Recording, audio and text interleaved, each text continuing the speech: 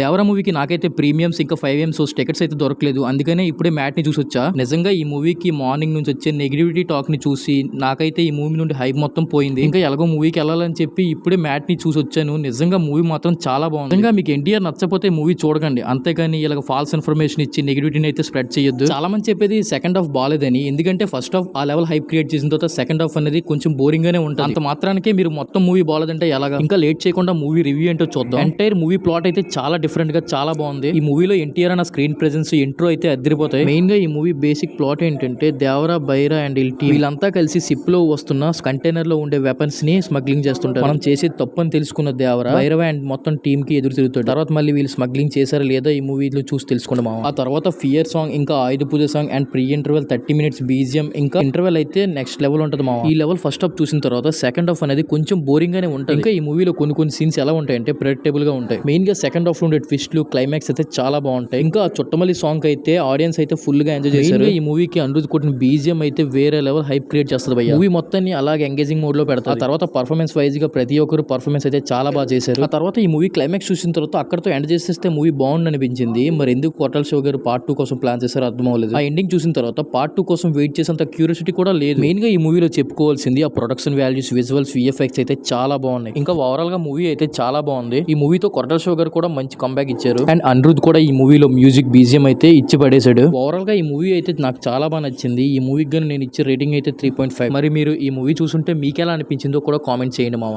అలానే ఈ వీడియోని లైక్ చేసి మన ఛానల్ అయితే కొత్త వాళ్ళు అయితే సబ్స్క్రైబ్ చేసుకోండి.